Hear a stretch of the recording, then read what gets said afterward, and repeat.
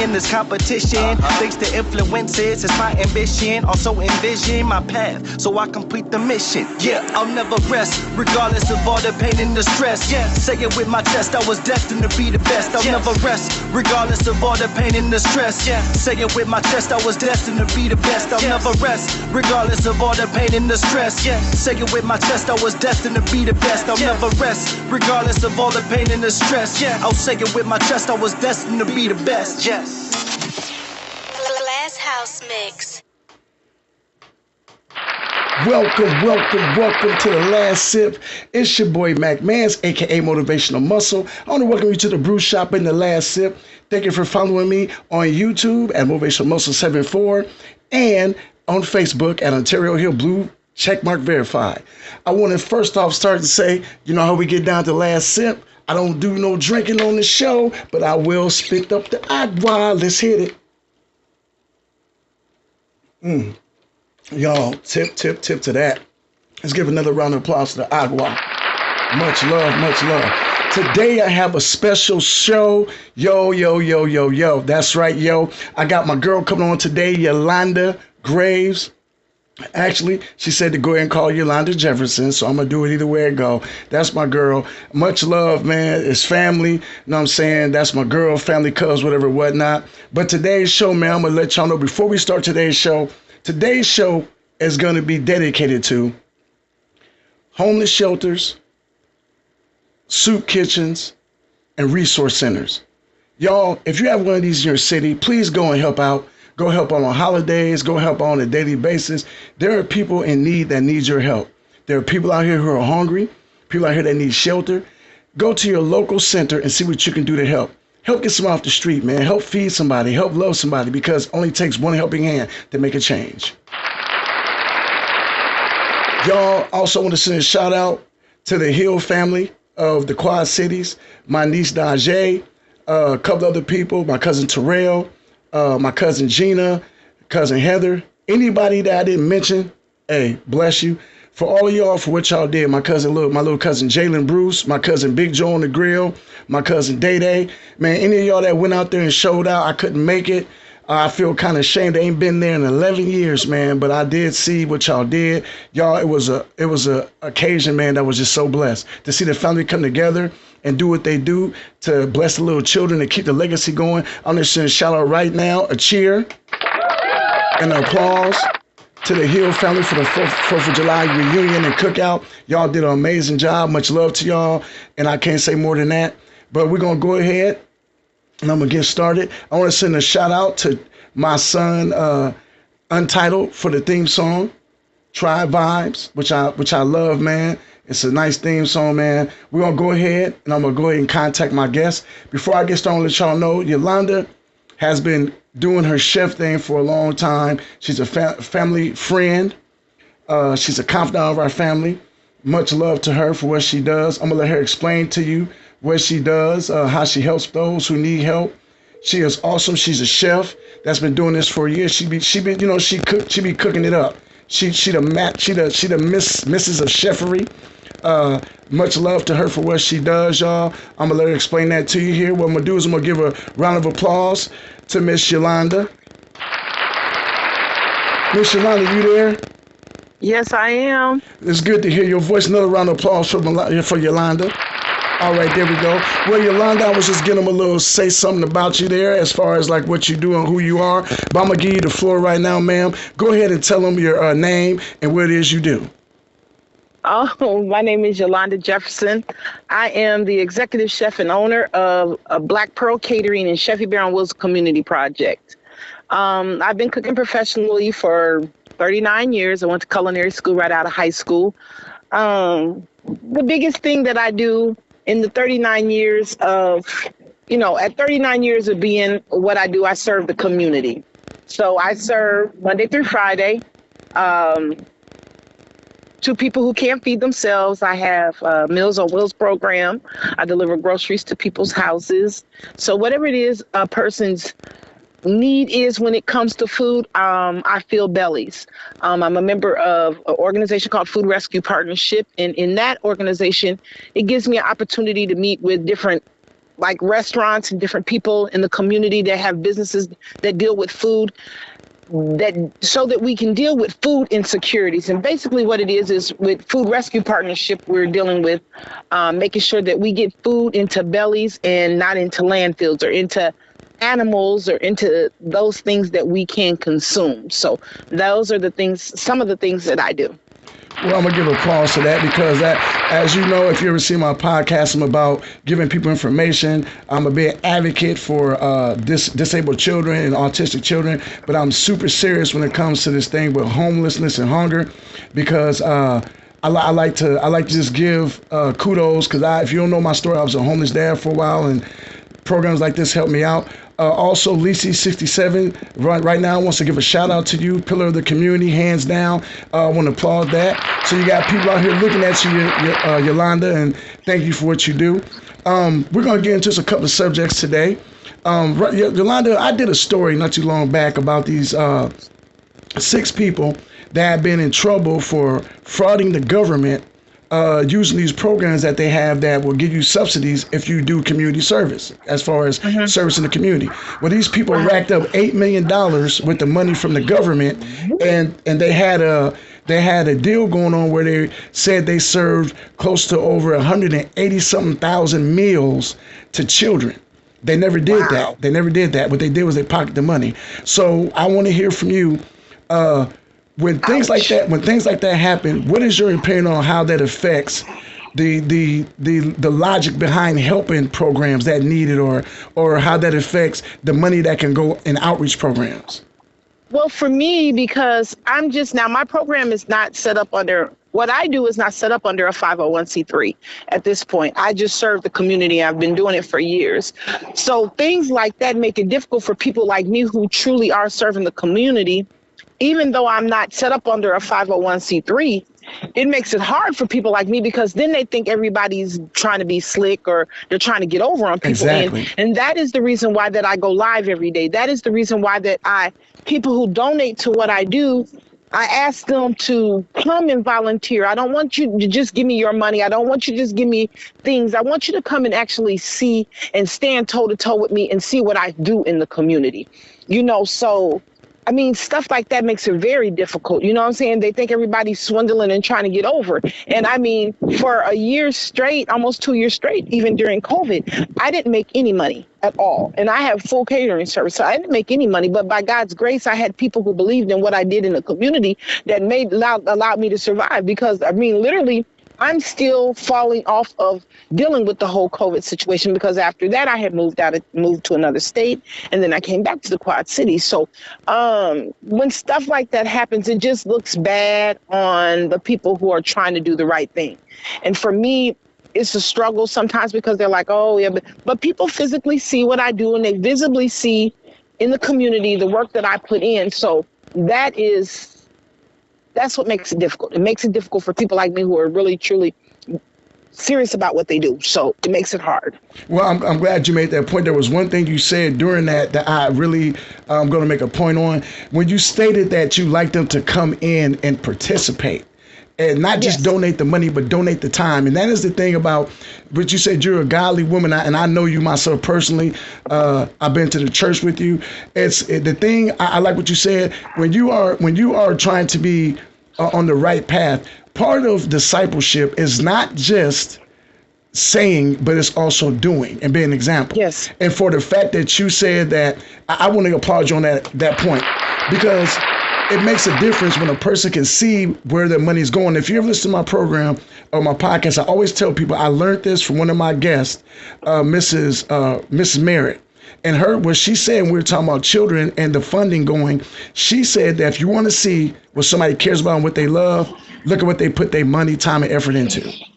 Right. And so when you have people coming in to help, besides just giving funds, that shows they really actually care. Anybody can write a check, but can you go in there and get your hands dirty? Can you go in there and work with the community? Can you go in there and actually show somebody, be a living, breathing example, an actual body in the situation, the scenario to make a change? Because I always say, if you're not part of the solution, you are going to help with the problem. For sure, without a doubt. Okay, yeah. Without doubt. Now I followed you on your move when you moved, and I did notice that when you moved, you kept your program going, which I think was amazing. I'll give you applause on that. I like the fact that when you moved, you were still who you were. You still kept the food program going. How hard was and difficult was that transaction or that transition? I would say, excuse me. How difficult was that transition? Being a northerner, going down south is always going to be a transition because they just see things and they view you a little different. You know, okay, now hold on. You know, I know. I moved down here. You know, I know. So go ahead. For me, I'm a go-getter, and I believe in the community. And the community is not always just where you lay your head. Your community is where can be anywhere. It's like I don't live in Jackson anymore, but there's a program down there that I was involved in serving the community. So it's one of the things that once, a lot of things start to move, that's a program that I'm going to continue to give to. So for me, it was a difficult transition because it's a little rough down there, but I still had an opportunity because I'm going to serve wherever I go. Wherever there's an opportunity to fill a belly, I'm going to fill a belly. If I see the need, we're filling bellies wherever I go. So for me, it's not a question. For me, it's not, there's no obstacles in my way. Lord, I need you to open the door for me to be able to serve these people. I see somebody hungry. I need you to direct me and help me to get to these bellies. And I'm going to do that. Okay, I like that. I like that.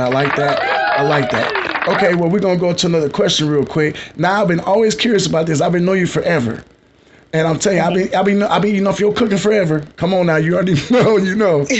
Okay, so what made you become a chef and what started you on your path? Like if you had any young person out there that want to become a chef, can you give them a guideline, give them a little brochure, mini brochure right now? How did you get into this and what was your passion for it? How did you get your passion going?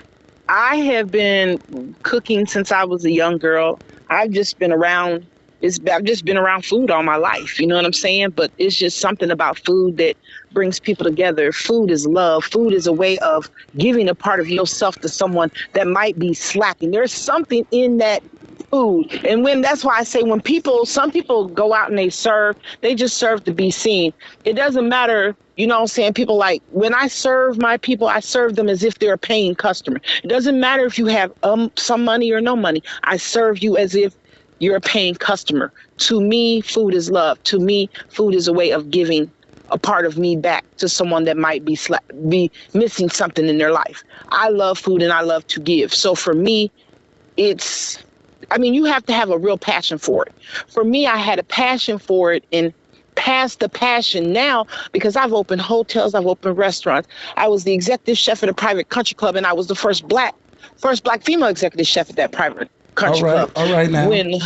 When Hooters came to the Quad Cities, they were franchised. They weren't under HOA. They were franchised. I was the first female cook that franchise had ever had. So for me, I had a passion. I love food. Whether it's going into a store, where there's food, where there's a store where they sell knives, seasoning, whatever it is, it's some food involved. If there's something, people call themselves foodies. They call themselves foodies because they like to eat food. I'm a foodie because anything attached to food, I'm excited about it. So I love food. I love the passion. I love the drive. It's creativity. It is art. It's art in physical form.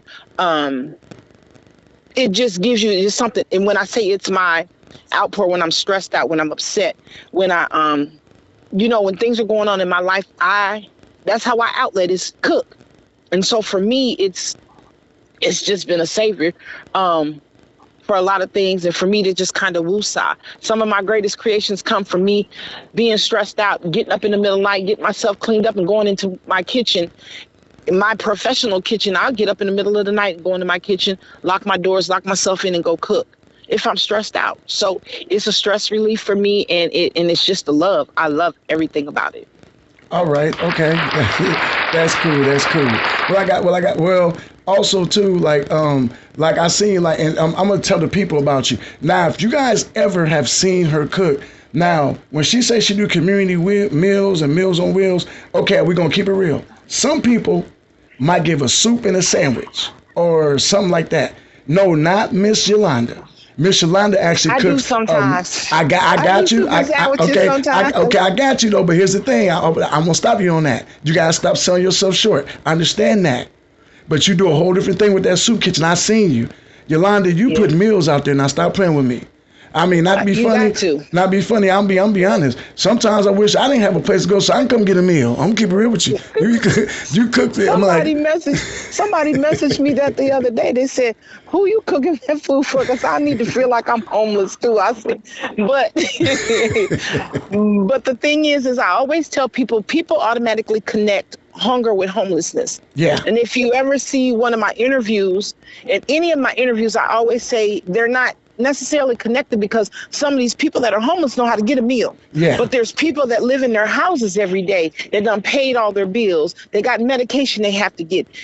They are the ones that really, if you really be honest, them are the ones that are struggling with food insecurities. And that was where my Meals on Wheels program came in. I'm sitting here and somebody was like, well, somebody needed some food and they had to do this and had to do this. I said, stop. We're in a place where there's plenty of food. Why are you jumping through hoops to get fed? We're gonna cut this out right now. We're gonna get these people fed. I just can't understand how in a place where there's plenty that a person has to jump through hoops to get fed. And that was where Sheffy. Where you're setting a precedence, though, I know you're going to talk about Sheffy. I'm going to let you get into that. That's where my next question is going. You're setting a precedence of what you got to understand is you're a walking, living, breathing example because, like you said, you are crashing the stereotype. You don't have to be homeless to be hungry. There's people that work their butt off every day that can't put food in their refrigerator. And for the fact, there's people out here that can help. Some of them won't help, afraid that they won't have, but you know yourself, if you give, you'll get back tenfold, but you have to give with the heart. And I'm glad you brought that up because now we're going to go into Sheffy Bear. So with that being said about helping people, Meals on Wheels, go ahead and let them know about how the Sheffy Bear got going really. And that is how Sheffy Bear on Wheels community project came about, which I had already been serving the community, but I like teddy bears. And so when you think about it, but when you think about this, like kids have their teddy bears or their dolls, that's something that comforts them. Yes. So to me, just imagine this big old loving bear coming to your door with a plate of food. You know what I'm saying? So when my graphic artist, when I had her do it, I said, I need a teddy bear in a chef's uniform and I need some shoes that look like cars on its feet. And that's what my logo is Sheffy Bear on Wheels Community Project. And that's how that came about. And it came about because I can't understand me being who I am and being in the game as long as I have 39 years. And I have an opportunity to share this gift that God gave me because this is not mine. Anything that God gives you, you can do to utilize to help someone else is not yours. That is his. So you need to do with it what he gave it to you for. And as far as I'm concerned now at this point in the game of what I do, it's to serve his people. Yeah, I need to make a few dollars, when my friend Vicky say a few coins. I have to survive, but I'm right now in the process of getting it set up for the 501c3. I want to be able to employ people to be able to serve. It has to be in it. I mean, honestly, Sheffy Bear on Wheels is nationwide. I move around. You know what I'm saying? I'm going to be going to South Dakota to help someone build up their ministry in serving. I'm going to Texas. I'm going to Florida. I go to Florida often, but I'm a private chef to two doctors down there. So I go there often. And also I was asked in 2022 to serve on an organization that is building a hospital in Liberia. So I will be leading the culinary team that is building a hospital in Liberia. I'm working right now on getting funds for that mission trip for that, because it's definitely a mission trip. I take my first official trip in January. But I feel blessed to be able to use this gift for that purpose. Little bitty on me, because this is a big project, and in all the midst of what I do and serving the community is little me, because serving the community is a big thing. And God uses little old me, because I'm a peon in it. Somebody said, don't say you're not nothing. I'm not saying I'm not nothing, but in the scheme of all of this, he using little old me to do the work that needs to be done. And so I'm committed to that. Hey, and I was going to say, not to be funny, you ain't got to repeat it, but you should have said it again for the people in the back so they can hear, because I don't think they was listening. When you said that the gift you have was given to you to help others. And that is why, like I said, with this podcast I got going, that is why I do this, because you know me, I can talk. I got the gift of gab. And so I decided to use it for something fortunate. But I want to say this, because I have you here on the line, before we, like I said, we got another 20 minutes we're going to go, but before I get into anything else, I need you to help me to put a point across. What you mentioned and what you said was about the level of ability you have that was given to you to help others. I think you are more equipped than what you know to speak on what I call wasted potential.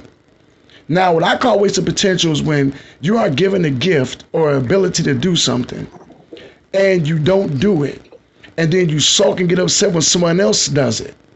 But you are given the gift for a reason, and it is said, it's written that if you don't do it, somebody else will be sent to do it for you. But it won't be for your benefit, it'll be for the benefit of God. So with that being said, could you please, if you cannot, it ain't got to be long, it could be one word, it could be a couple of sentences. Would you please speak to the public about making sure you do not waste your potential? Well, I don't even know how to address that, because for me, I just see that, I could sit around. I mean, honestly, and this is the thing, because for the last 5 days I've been working, 6 days I've been working out at TPC at Deer Run for the Golf Classic. Mm-hmm. I've been assisting 2 of the chefs from their organization. One came up from Jacksonville, Florida. One is their regular chef at the TPC. And so I've been assisting them for the last 6 days. So in the midst of doing this, it's been a while since I've been amongst my colleagues in this manner that we're doing, because we're busy and we're getting slammed every day. I could go and get a job in any one of these restaurants, but it is good because I do what I do, and I do it well. Lord forgive me, I'm being humble about it, but I'm good at what I do. Yes. But I can make a plate and sell a plate $125. We at these restaurants where they're plates where the people walking out and bill $500-$600 where they don't fed a few folks. You could do that, but to me, where is the real love for the people? You know what I'm saying? And I feel like that's what's needed right now. People sit around all day and watch people do things like think they want to do or something. I mean, you can try anything. Put your best foot forward. Don't sit around and think that you got to go get it. It's not going to come to you. No matter what it is that you want, you got to go get it. And for me, I am the product of teenage parents. You know what I'm saying? Mm-hmm. I could have been anywhere. So for me, it's gratitude. I feel like I'm honoring my mom and my daddy because I do what I do. I could have been anywhere. And so I think if you have something inside of you that is brewing, one, you need to pray on it. Let God use you. People are so scared. You'll let everybody and their mama use you, but you're scared to let God use the gift inside of you. When he plants that seed inside of you and he's trying to water it and get you to flourish and get you to give back and get you to give what needs to be given from inside, let go and let God. Because no matter how hard you try, he's going to use you. I even get frustrated some days. I get frustrated because not having sometimes the support I feel from the community that needs to be. I mean, people give money and donate to organizations. You can't even see where your money goes. Oh, my goodness. Y'all see me every day out here hustling, picking up groceries. Even when I don't even have a car right now. I got one of my brother's vehicles parked in front of me. I don't even have a vehicle. There's times where I haven't had a vehicle. I've had to hustle, but we made sure meals. We was serving during COVID. We was serving close to 8 to 1,200 meals a day, and I didn't have a vehicle. But we was out here. We was in these streets now. Okay, hotels in the streets, on the corner, around the block. We was making the meals happen. Okay, now you just said you didn't know what to say. You just gave a whole speech to prove my point. My bad. No. I wanted you to do that. That was the thing. I put you on the spot for a reason. Because what you're not understanding is what you do. What you're doing is an example of using your talent and not wasting it and doing what you. Someone once told me, a motivational speaker once told me, he said that you want to know the richest place he said, guess the richest place in the world. Can you guess, Yolanda, if I gave 3 guesses, what's the richest place in the world? Inside of you? Nope. Where? He said the graveyard. The what? The graveyard. Man, look. He said, check it out. They get real paid. Check it out. He said because all the people that died that had all the ideas in the world and all of the things they could do, they never had the potential. They never took the potential and used it for anything. So all them ideas and all that potential is sitting there buried beneath the ground. And when he told me that, it shook me because I never thought of that. Never thought of that, but all the potential. And so when you spoke upon what you did and you gave reasons why you did it, and you spoke about the chefs you're working with, you spoke about you didn't have a car, those things are not stopping you from using your potential to do what is called for you to do. So you answered the question like you had. You answered the question better than what you thought you did. I mean, and then I have to too. I have a serious medical condition. Some days it's hard for me to even get up and move. But by God's grace, he lets me get up and move. You know, this morning was rough. I struggled this morning, but he gave me a little extra. Go on, girl, get on up. It's time to go. I got up and went, you know.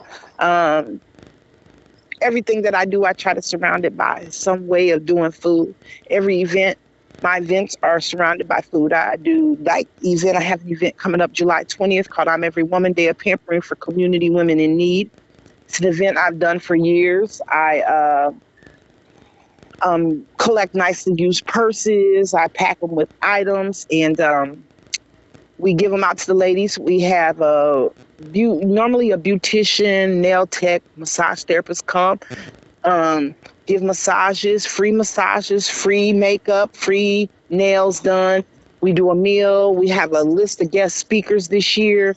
We do door prizes.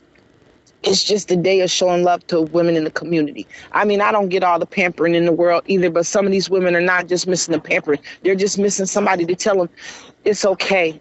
You know what I'm saying? It's okay not to be okay. And so that's one of my events. I do an event called the Culinary Throwdown to raise awareness for sickle cell anemia, which is my fight. So I do that event every year. Okay. And so then I do an event. I've done an event. I did it one time, and I'm going to be doing it again in August called It's Okay Not to Be Okay. I Am My Brother's Keeper. And it's an event to show love to the men in the community, to let them know that God blessed us with y'all as the foundation of us in the world. And so we need to start loving on our men because our men are going through and struggling. And so they need to know that, once again, everything is based around me feeding somebody. So I just plant that seed for feeding and expand it into something else. So there's just always something out there that needs to be touched on or done. I just did an event called Grandma and Me, which my granddaughter wanted to do something in the community. So it was a day of fun for kids. And I will be doing a sneaker ball this year for Christmas for the kids. You are, I want to applaud you. You are out here. You said something. I'm going to tell you something. And I don't want you to take it the wrong way. I hope we should be adults enough now. Like I tell people, it's the last sip, which means I get the last sip. It's my podcast. I said I want to say. I tell people all the time. But I will say this. What you just said touched me, because we live in a generation of toxicity, and it's a lot of things out here that are not right. But for the fact, you being a strong black female, holding an event for men to let them know it's okay not to be okay, is such an important milestone. Because in the society we live in now, Yolanda, you know there's a lot of issues with that going on.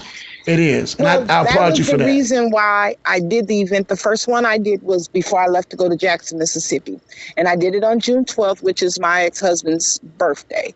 Because it's a man, even though we ain't on that level, it's a man that I love. And I seen a young man in the store when I started to put this event together. A young black man. I mean, he was going nuts in the store, and people were just looking at him like, oh my God, what is going on? He ain't bother me. You know what I'm saying? So I'm just watching them, but I'm like, Lord, what is going on with our young men? I am the mother, the wife, the sister, the cousin of black men. God gave y'all to us as a foundation. We, a lot of times as women, are very toxic to the things that are going on with our men. What we have to do is learn to know that our men are human and it's okay not to be okay, instead of tearing our men down when they're going through something in life. We all go through something in life. When we as women go through things, we want everybody to pamper us and pat us on the back and all of that.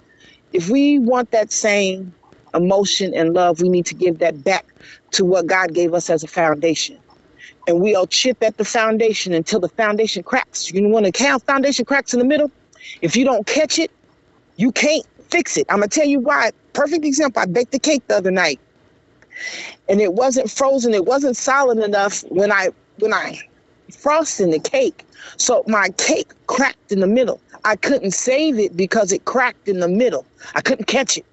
So when we crack and we chip at the foundation and it cracks in the middle, we can't save that foundation. And what we need to do, we have to do better with our men. I watch our young men. I'm watching what's going on with them. I'm seeing this. I'm the mother of 2 young Black men. I'm seeing what's going on with the nephews and the cousins and the brothers. I'm seeing it. And we as sisters, as Black women, we have to do better. We can't tear our men down because you can't fix the plumbing. I don't want you messing with the plumbing if you ain't fixing it. You got up and went to work to pay the plumber to come in. Come fix the plumbing. Call somebody to know what they're doing. I love you, but I don't need you messing with the plumbing because you don't know nothing about plumbing. So leave it alone. I ain't mad that you don't know nothing about plumbing. I'm just glad that you got up and went to work and we went to work so that we can call a plumber to fix it. Mm-hmm. It doesn't make you weak. It doesn't make you less of a man. It just means you don't know nothing about plumbing. Maybe you know something about something else. But what we can't do is tear you down for what it is that we feel you should know that you might not know. It's okay.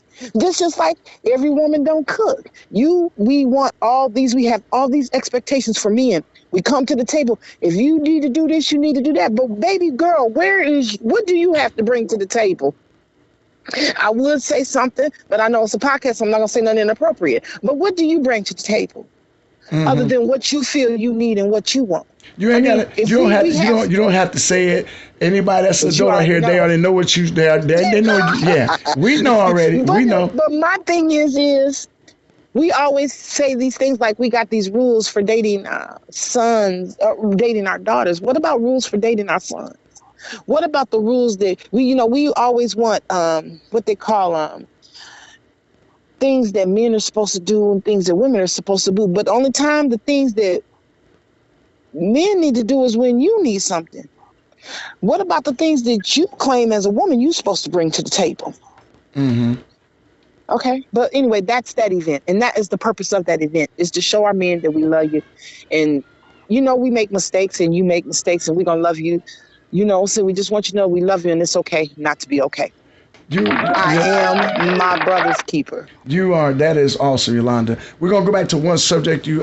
One thing you talked about. Okay, let's back to the food. No, not only that, was one thing you said too that I like that you said that put out there about the support. Now I don't want you to go into it. It's not something to be upset about. You said, you stated like it's no big thing. God got you covered. I got you. Well, I like how you said that. I think one of the problems we have too in society as a country is like when I pass people, like my wife used to be like, they on the corner, don't give them no money, don't give them no money. And I tell my wife, I said, I don't know what they've been through. She was, well, he driving a nice car, and you said it yourself. A person can have a whole family and a whole job and could be completely broke and just surviving. And so, like I see people in the corner, I offer to buy them a meal. There's one guy, I might give him a few dollars here and there. Well, I set the example. My wife went from not helping and telling me to stop to now when I pull over and give money, she matches me and gives the same amount of money I give. And when you said something, you hit on one thing I noticed. We have people here that won't give to somebody on the corner in need or won't go to a shelter to help out, but then they'll send millions of dollars overseas to people they can't see.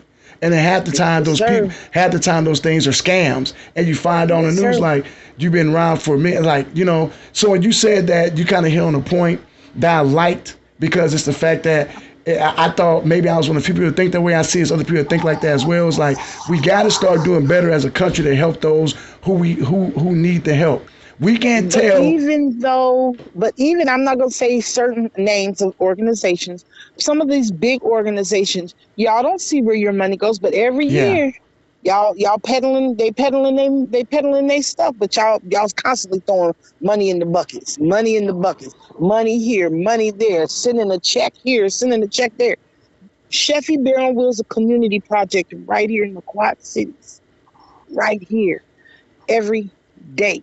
Now, this week I have not been to the place where I operate and serve the community because I've been working. But even then, Miss Yolanda, we need groceries. Miss Yolanda, this happened. Miss Yolanda, can you? All right, give me a minute. Let me figure it out for you. Sheffy Barron Wills doesn't stop. Sheffy Barron Wills is constant. Sheffy Barron Wills is 7 days a week. I get calls. I was in Jackson, Mississippi, and couldn't help nobody in the Quad Cities directly. I was getting calls on a regular basis, you know. And then it's so I don't. It doesn't make sense to me for people to ignore like it's not happening. But when I tell you, God, the group of people that I have that do support what I do, when I tell you, baby, they bad. When I tell you they bad. And when I tell you I love them, and when I tell you that the support is just, even if I had a big organization support me, the love that these people give me is just unmatched. Well, that's one of my sayings, Yolanda. If you ever watch my stuff, one of my sayings is, it's not the quantity, it's the quality. Quality. And I've always been a part of that. And like I said, when you say what you say, it's awesome that you said that, because you can't judge a book by its cover. That is such a statement. Because somebody looks well kept and they look like they will okay, you don't know what they're dealing with when you're not around. And that is the reason why I'm doing the event. I'm Every Woman Day of Pampering, because I might look. People see me and they be like, "Oh, Miss Yolanda." Y'all don't know Miss Yolanda's story. It might look good. You see all these women in the big cars and the houses and driving good. I myself personally have seen so much drama within a household. That white picket fence, baby, if all the dust could fly out, that picket fence would be ruined in some of these homes. So for me, this event is for women of all areas to come together and to love on one another. We're going to eat good. We're going to have some amazing speakers. My favorite, one of the MC of the day is my aunt. So it's going to be amazing. Maria Duncan from Greater Antioch Church is going to be our opening prayer. We have my keynote speaker is Bree Davis. She's my niece by marriage, but my niece nonetheless. Kina Hodges and a girl named, oh my God. Oh, she's gonna kill me. I see. Well, on my page, I'm gonna show your flyer again. Yeah, I know the MC personally. I know Lisa Johnson. I know the person. I know the MC can talk. I know who that is. You know, yes, sir. That's my cousin. And Lisa Johnson's a friend of mine. Like I said, you got a lot of nice young people up there, nice people around our age handling business. Also, too, I like the fact that while you're doing this event, I think it's such an important thing that you don't sell short the fact that how this is going to impact the community that you're involved in.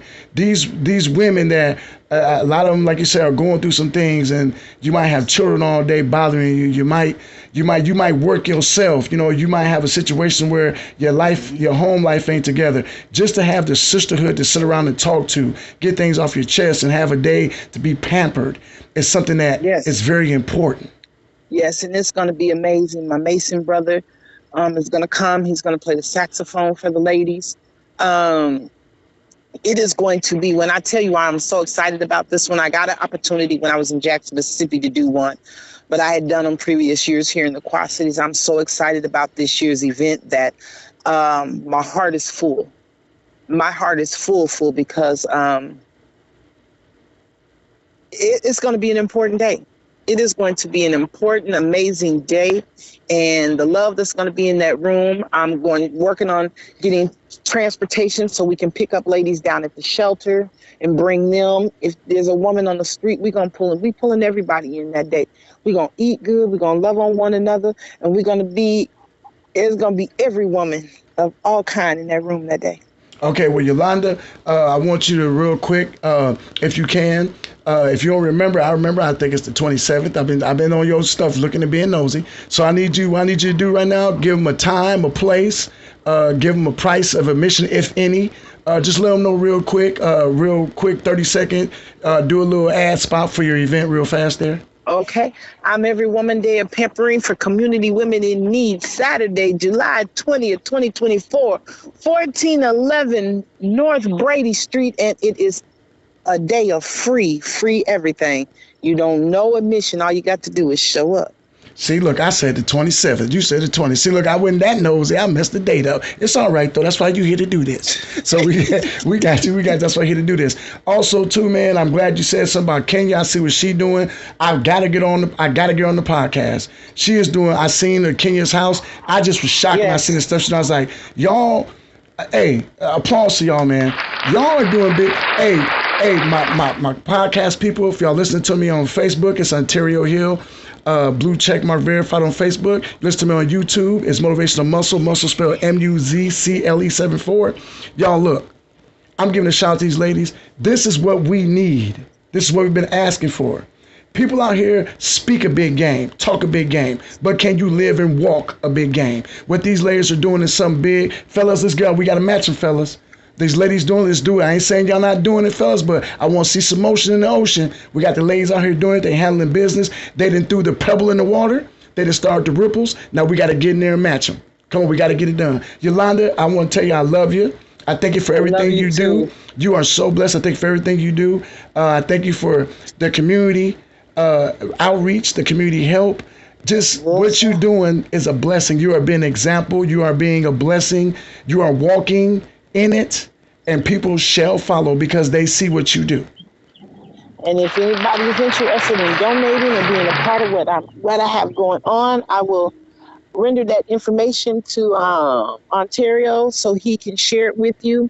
I've got Black Pearl at Black Pearl 70 for Cash App. I have Culinary Diva for Venmo, and I need hands all the time at 1411 Brady or wherever I am in the streets serving these people. So hands are always welcome. Okay, what I need you to do me a favor. Go ahead and share this podcast to your YouTube, your Facebook feed or YouTube, whatever you guys share this podcast. What I want you to do is, people, what she'll do, I'm going to ask of her to go into the comments. Go ahead and put some stuff in, Yolanda, in the comments. We'll pin them to the post so they'll be the first things they see. And like I said, I want to give you love and kudos for what you do. I thank you for being my guest today. I thank you for having me. I feel special. Well, like I said, this is something I've been, I started last year as just trying to do something. I never thought that it would take off the way it did. This is my second season. My son does my theme song. It's a family thing. You see, my niece, she made my shirts. Now I'm starting my own t-shirt company. My niece did this. The background was made by me. Like you said, I got blessed and God gave me a gift of gab, and I'm just trying to give back to the community and give back to people that want to listen and hear. So, yeah. But I thank you. I love you. You have a good night. You get yourself healthy and keep strong because you got an event. Y'all heard her. July the 20th. Y'all heard her. She got the event for the ladies. Go out, support. Go support. If you know somebody that need to be there, need to get there, hey, you get in your car, go pick them up and drop them off. And you better not charge them no gas, okay? There it is. All right. Have a blessed night. All right, you too. It was good hearing from you. You have a great one. Yes, sir. Y'all, I want to thank y'all for tuning in. I enjoyed that podcast. That was Yolanda. That was Yolanda Graves. Y'all, go to the event, man. It's in Davenport, Iowa, July the 20th. Go to the event. Be there, y'all. Give a helping hand. And with that being said, if you know anybody in your community that needs help, give them the number, look it up, take them to the latest outreach program if you can help them yourself, be it for anything they need. Get out here and do. Get out here and help. Be a helping hand. Help those you see in need.